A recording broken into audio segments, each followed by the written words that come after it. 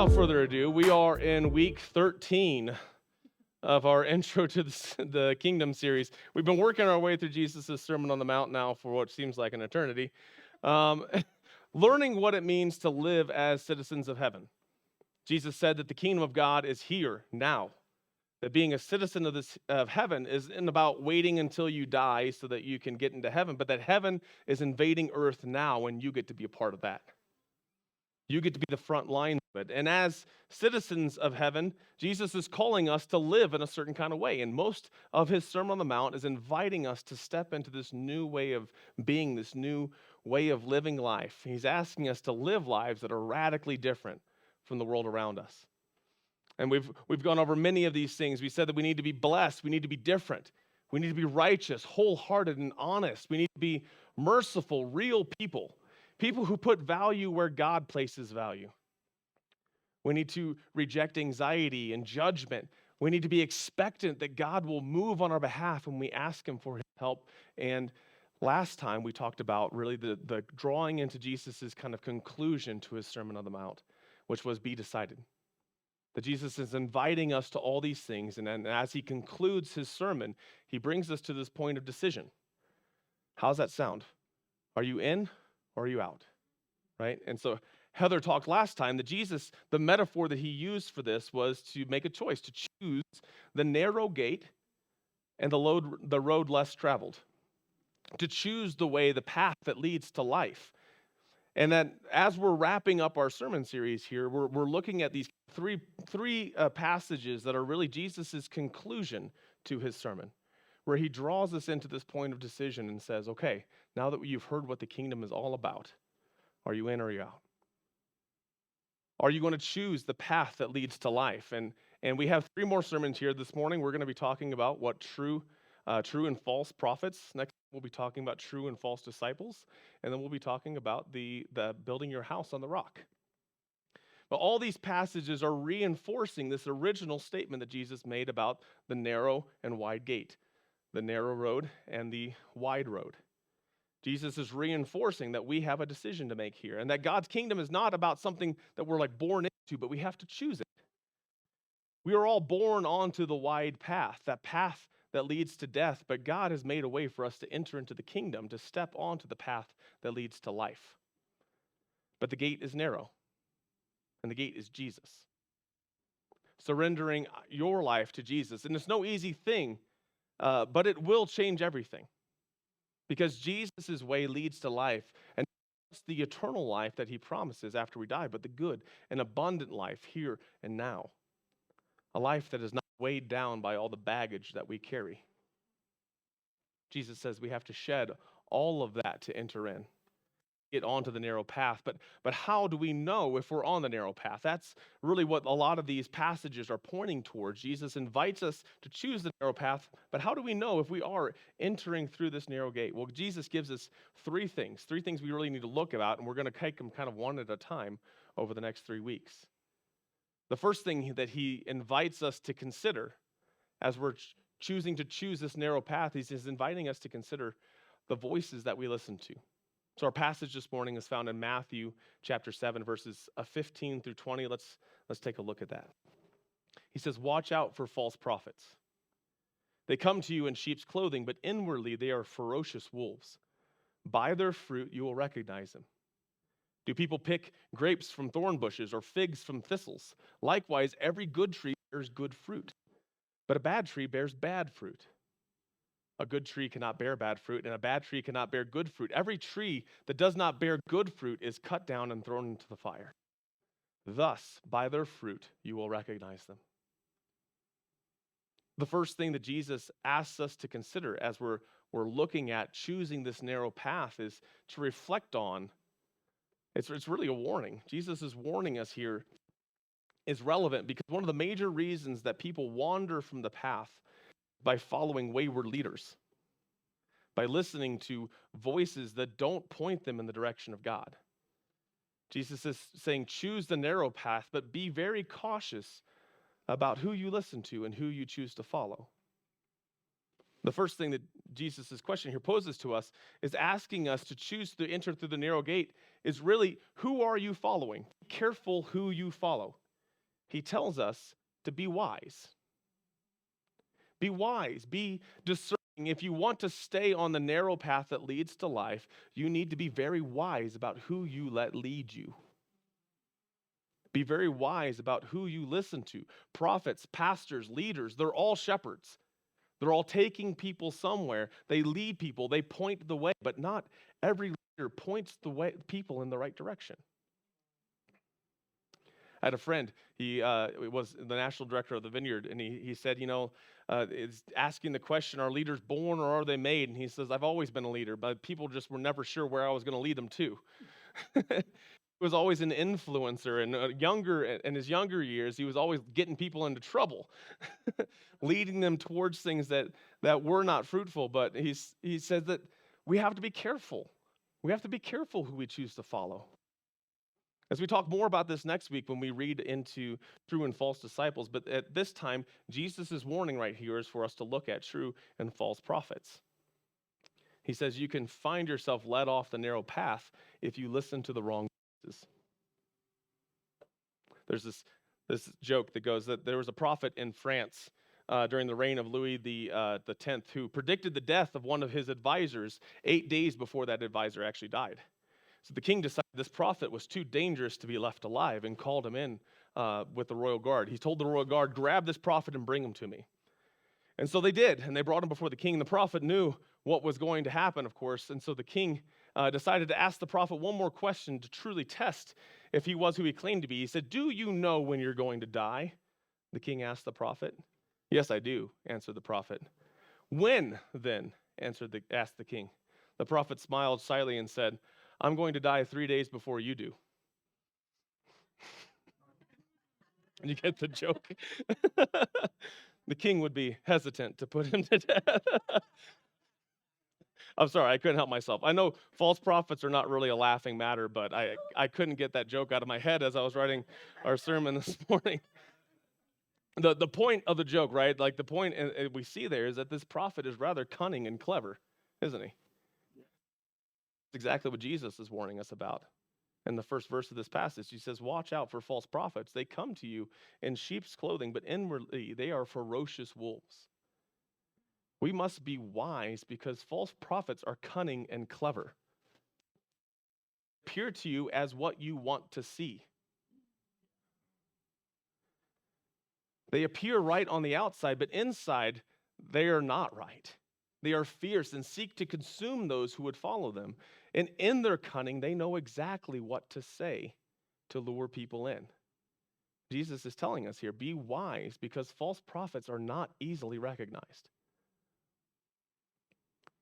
There's so many voices in our culture today saying so many different things, leading people in so many different directions. And we have to understand that it's a bit of arrogance sometimes on our part to see oh man, I can see a scam a mile away. But knowing that so many are led astray by false teaching. So many are led astray by false prophets. It's so important for us to understand this, church. There are many false prophets in this world. Many. I would say there's more false prophets than true prophets. It requires us to be wise and to be discerning. Many who speak for God and desire to tell others what God is saying they're presumptuous. They're presuming to know God's thoughts. They may know the word of God. They may know it like the back of their hand. Just as Satan quoted scripture to Jesus during his temptation, there are teachers that know the word really well and use the word to entice us to follow. And especially in our age of social media, this has made this all too easy to get their message out there. Part of the problem is that nowadays, when we're looking at teachings, or we have access to so much. We have access to so much. It's easy to be overwhelmed by it. But then at the same moment, we're making judgments and we're making inferences based on sound bites and video clips. We're not walking with these people. And so it's so important for us to be careful, to be wise, to be discerning about the people that we choose to let lead us and what direction they lead us in. Rather than actually meeting these individuals and feeling like we have a grasp on who they are as a person. But let me warn you, false prophets are clever, and they're not very easy to recognize. That's why the Vineyard has always encouraged churches to pastor spiritual gifts. No one is above being held accountable. It's something that's unique, I think, that the vineyard say that like we're not worried about squelching the Spirit. We want the Spirit to have free reign, but we're also willing to be really discerning and say, hey, let us get to know you before you stand up and tell the whole world you're a prophet and what the Lord's telling you. Right? And it's something that's it's unusual. I got to tell you guys, it's not that common to see people willing to say, hey, like, let us get to know you first.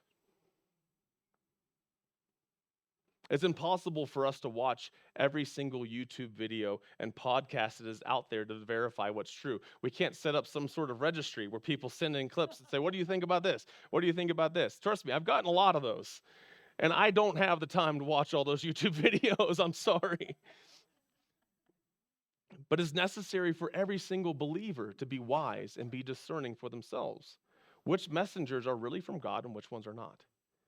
And the hard part of this is it's often really difficult to tell based on sound bites and video clips. Jesus is saying that we're not able to judge by outward appearances here, right? This was a prophet dressed in sheep's clothing. You can't tell from outward appearances what's going on. They're well disguised and they sound and look very legit. It's not even a matter of accuracy. It's not even a matter of what they're saying is true all the time. False prophets aren't just spouting lies constantly. That's part of what makes it really difficult, right? And it's not that lies are constantly coming out of their mouth. We'd see that a mile away, but it's the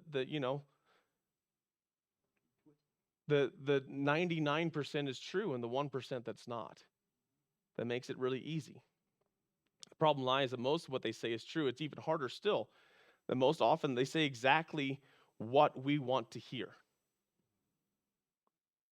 That's what makes it even more difficult for us to recognize is so often people that are speaking from their own authority are telling us exactly what our itching ears long to hear. This is what Paul warned Timothy about when he first charged him to preach and to lead his church.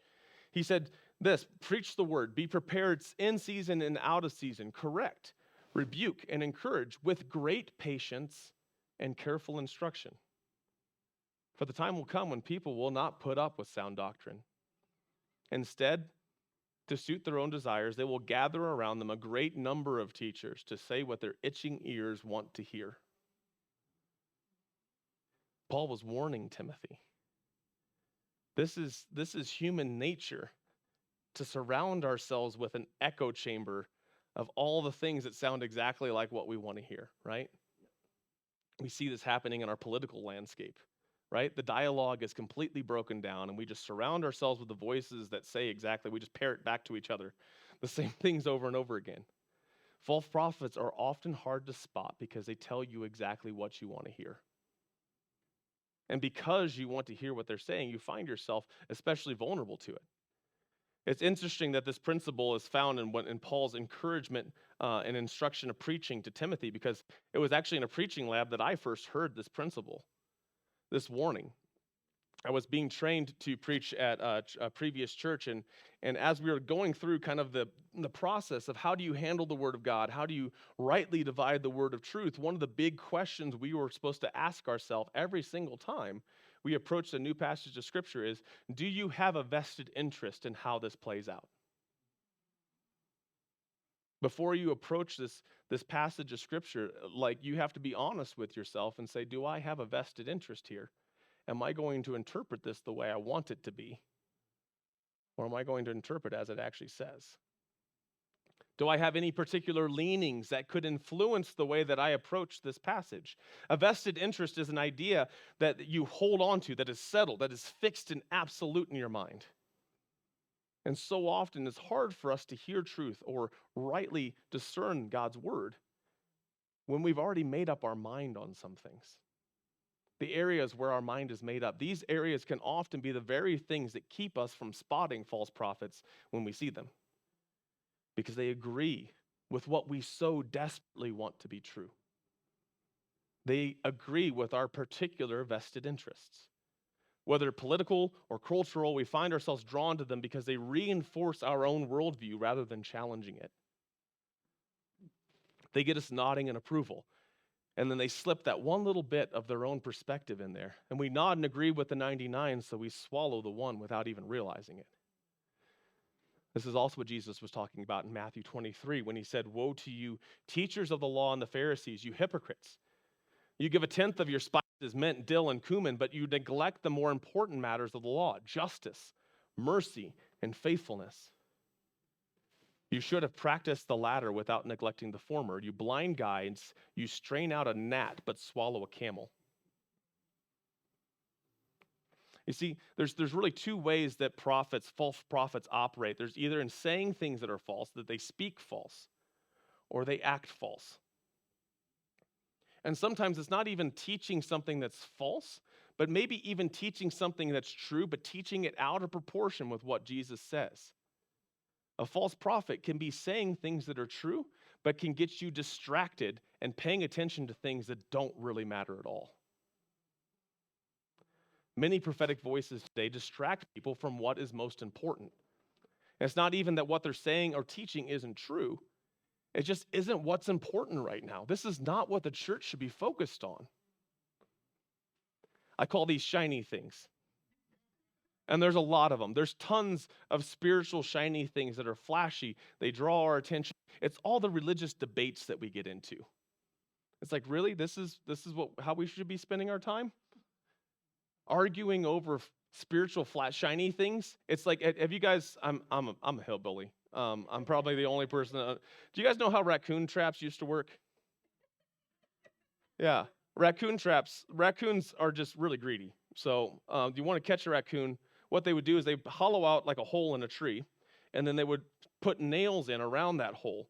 And the nails were spread out enough that the raccoon could get their hand in until they grabbed the shiny thing. And then they couldn't get their hand back out. And raccoons are just so stubborn that they will sit there holding on to said shiny thing until the hunter arrives. And they'll hold on to it and get shot. They won't let go. So many of the prophetic voices nowadays are throwing out spiritual shiny things that we latch onto, and it immobilizes us and makes us easy targets. It's not that what they're saying isn't true. This is just not what we should be focusing on. We find ourselves so distracted by the discussion about the spiritual forces at play within the political parties that we miss what God is doing right now under our noses. And often these things come from a sense of really spiritual pride. It's this Gnosticism that says, I know the secrets. The modern day mystics, they want to warn us about the spiritual forces seeking to influence our young people and take over America. Newsflash, Satan is always up to something sneaky and destructive. Always. And it's not that we shouldn't be on guard about those things.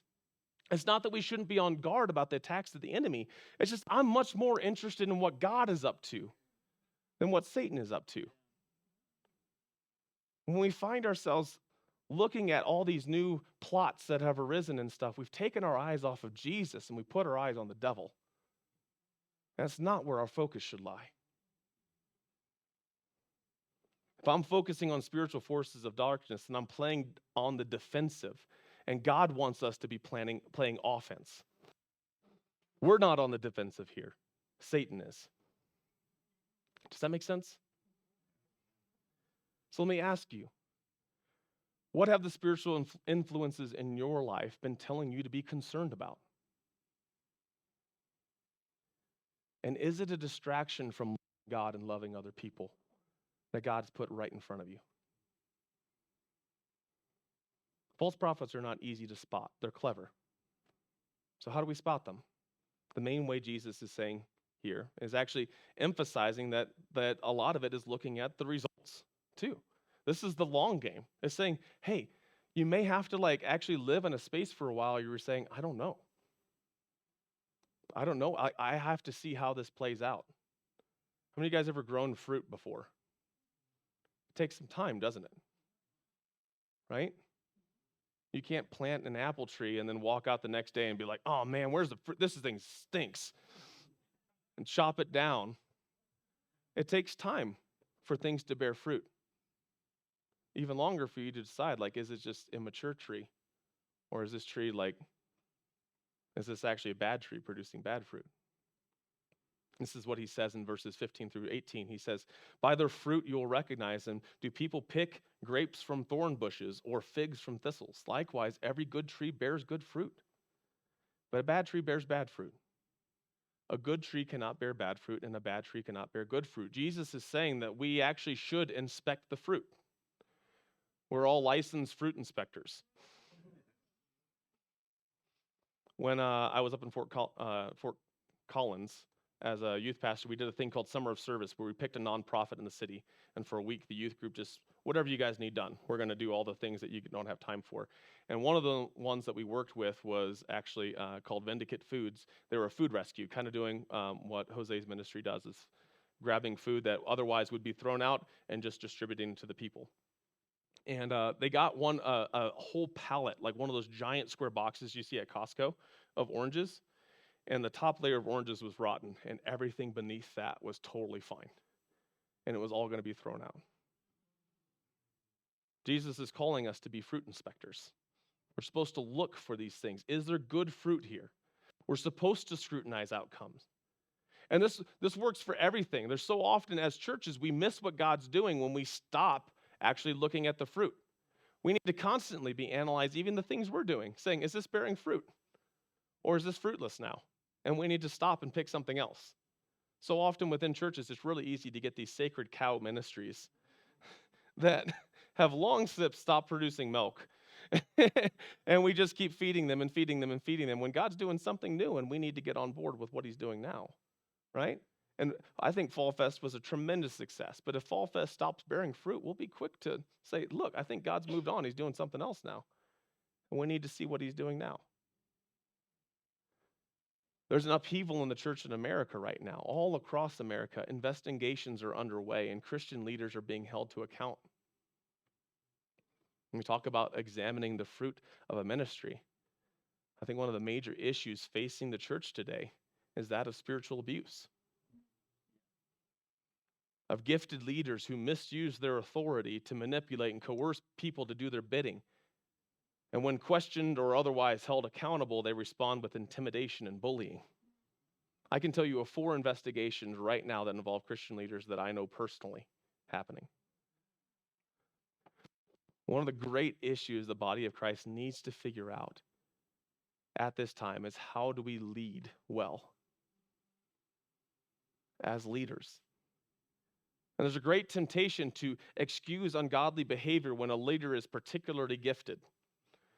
We tend to think that because there's a lot of good fruit here, there's a lot of good things happening, that we're getting results, and the bad fruit is just, it's okay, and we just have to deal with it. Look again at what Jesus says here. A good tree cannot bear bad fruit, and a bad tree cannot bear good fruit. Now, I'm not saying that good teachers can't make mistakes, not at all. What I'm saying is that a good teacher will own up to their mistakes. A good leader owns up to their mistakes. Godly leaders are not heavy-handed and forceful. They don't make threats or cover up their mistakes. They don't use their gifts or position as an excuse to be unloving. As Paul said in his letter in Corinthians, he says, if I speak in tongues of men or of angels and do not have love, I'm a resounding gong or a clanging cymbal, noise. If I have the gift of prophecy and I can fathom all mysteries and all knowledge, and if I have faith that can move mountains, but I do not have love, I'm nothing.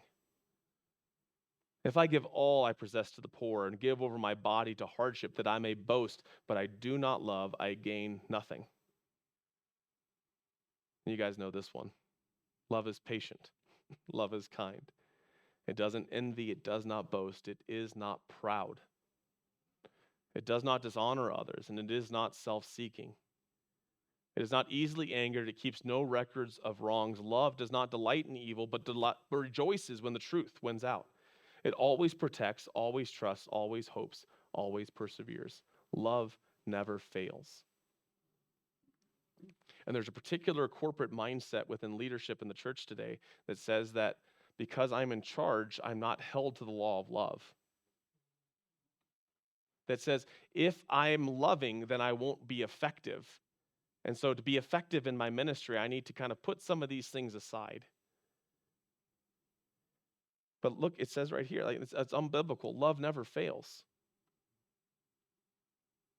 And so often the temptation that we face when it comes to these things, when it comes to how we lead, is this fear that if I'm not heavy-handed, if I'm not forceful, then it's not going to work. I'm going to be hamstrung, and this whole thing's going to fall apart if I can't make this happen. Jesus says here, love never fails. Have faith. The loving way is the right way.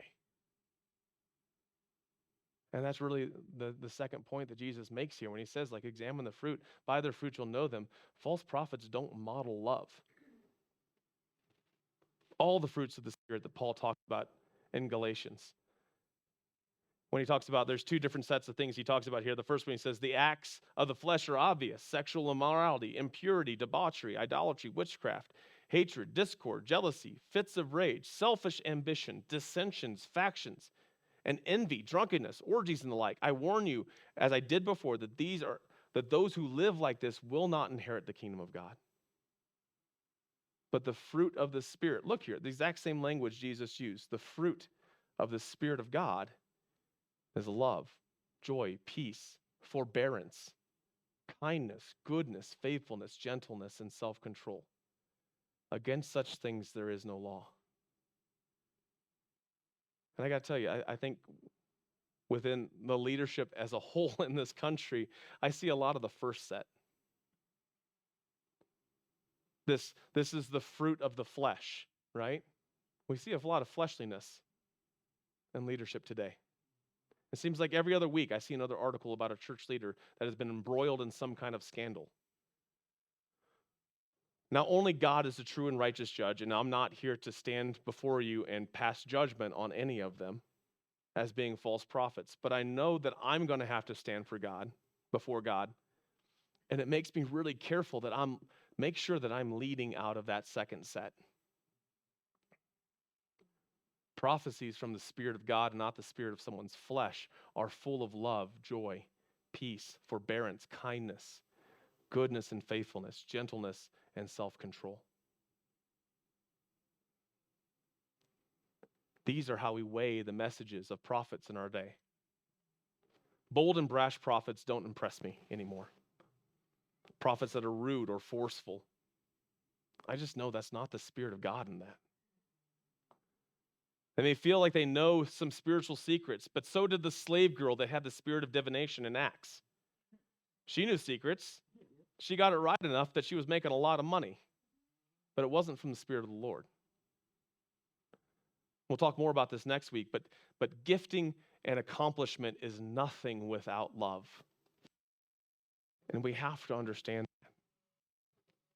So often we use some good fruit that we see to justify a whole lot of evil. And I'm getting into next week's sermon, but everything a godly leader does should be marked by love. This is why it's so important for us to walk in close proximity with the people that we choose to lead us. Examine their lives and see the fruit of their actions. Look at the fruit of their ministry. Is it marked by love? When I was in college, I struggled to do my laundry in a timely manner. And many times the dirty clothes would just pile up until I had nothing else to wear. And then I did my laundry. No, I didn't.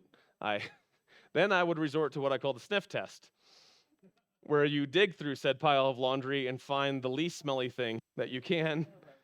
You look for that shirt that doesn't just immediately offend your nose, and I can wear that one today, right? Leaders, the people that we allow to influence us on the path that we're on should pass the sniff test. Do they smell like love or not? Is love the driving force here? Or is there some other agenda? Their ego, self-advancement, or promotion? If their life doesn't set an example of love for you to follow, then find a different leader. For Heather and I as well.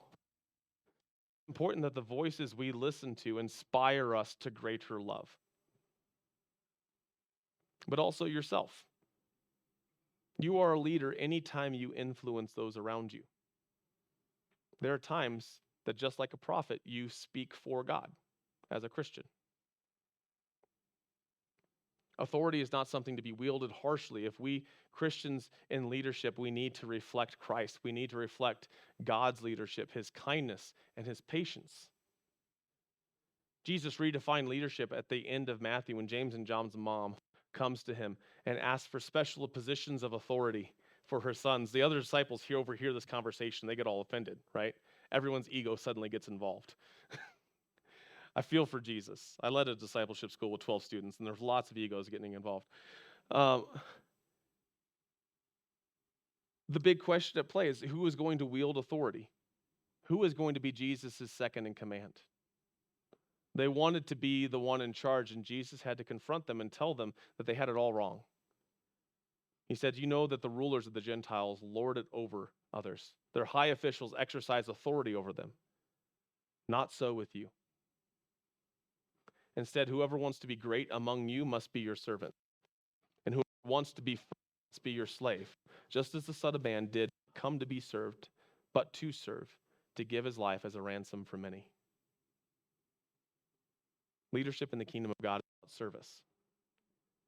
And as we're looking for voices, as we're examining the different voices that we allow to speak in our life, it's really important that we look for and say, is this person just bossing others around? Or are they actually serving others? Christian leaders, true prophets, are marked by service, humility, gentleness, and love. These are the fruits that you will see hanging from the tree of their ministry. Let me ask you this morning, what kind of leader are you? When you have authority, what is the fruit of your leadership? What kind of voices do you listen to? Are you pointing people deeper down the path of love? It's something we all need to reflect on. And as we examine the different voices that we allow to speak in our life, Jesus is giving us this warning that says, if you want to stay on the straight and narrow, be very careful who you listen to, who you allow to lead you. And make sure they lead you down the path of love. Let's pray. Father, I thank you for your word. I thank you for the ways that that you challenge us, Lord. Good fruit doesn't come easy, Father. Help us be wise and be discerning. Help us to be effective in what we do. Lord, help us to know that the choices that we made, they have consequences. They're real. God, give us awareness that we are in a spiritual war. And they're constantly surrounded by voices that want to lead us astray. So God, give us the wisdom. Give us the discernment. Fill us with the Holy Spirit that we would know when something doesn't sit right. And Lord, lead us in love. Would you show us your true love? Would we be filled with love in our hearts that we could extend love to others? I ask in Jesus' name. Amen.